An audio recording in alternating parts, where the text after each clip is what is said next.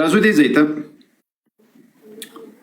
نن روافض او مجوسیان په یو حدیث باندې د عائشه رضی الله عنها توهین کوي چې عائشه رضی الله عنها ته یو سړی راغلل، بیا لغې سره بیدول، بیا هغه خپل کالی سهار په منیو لړلی و، دای پرې منزل وای. په مسلم شریف کې دا روایت راغلی نه، یعنی د ام المؤمنین عائشه رضی الله عنها چون کې دا خلق په عربي نه پوهیږي، د مجوسیان دا تمام ورځ دوی د الله دین دی الله د رسول صلی الله علیه وسلم خبر وته عربي ته د مجوسیانو په ژبه ګوري او د مجوسیانو په ژبه یې تشریح کوي، حالانکه دا ډیر لري خبره ده.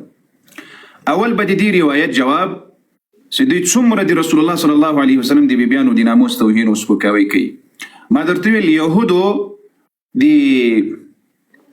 یهودو به د عیسی علیه السلام د مور بیبي توهین کول، یهودو به د عیسی علیه السلام د مور بیبي توهین کول، بچانی راولاړیږي د محمد رسول الله د بیبي توهین کوي. د یهودو بچان درخیم دا د چا توهین کوي؟ د عائشه ام المؤمنین. د دې روایت یو بل روایت ته ماته ډیرو شیګانو عمر لګلې ده چې د دې روایت جواب وکړه. دا به ورڅ زر تخکار کوم په اسکرین کې مخکار کوم په ارس به در تخکار کوم.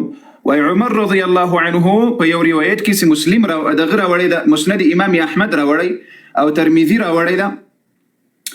دا به زه درته وای د دې په اړه موږ ته جواب راکړه چې عمر رضی الله عنه خپل بیبي سره د شا طرف کورواله کړی ده.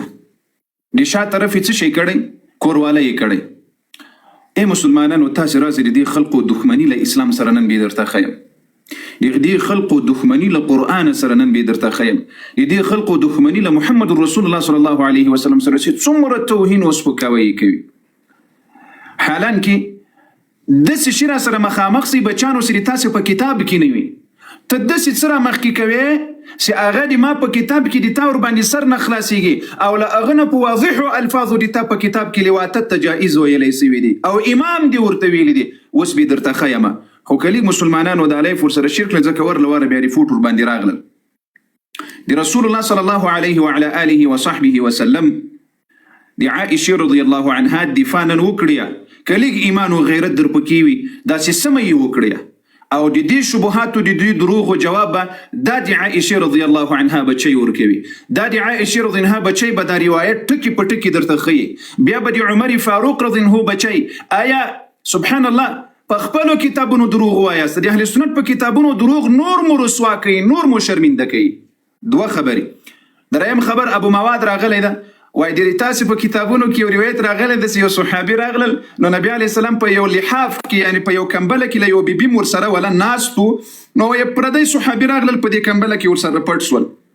دا به زه درته خیم او چې دا روایت کمزورې ده، خو زه به بیا د تاله کتابونو نه داسې شیان درته وخیم چې د تا په کتابونو کې له دې نه صحیح راغلي دي، د ما خو ضعیف او کمزوري دي، د ما امامانو خو دا روایتونه د دې لپاره رانقل کړي دي چې په هغه باندې حکم ولګوي.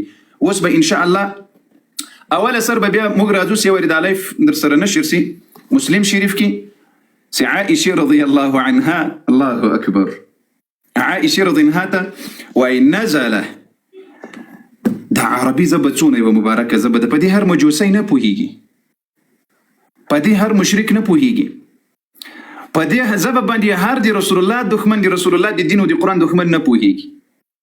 خو ان شاء الله الرحمن نن به مو داسس، نن به مو ملایان کوم ای اهل السنت والجماعه. څه شی به مو کوم؟ ملایان. ښه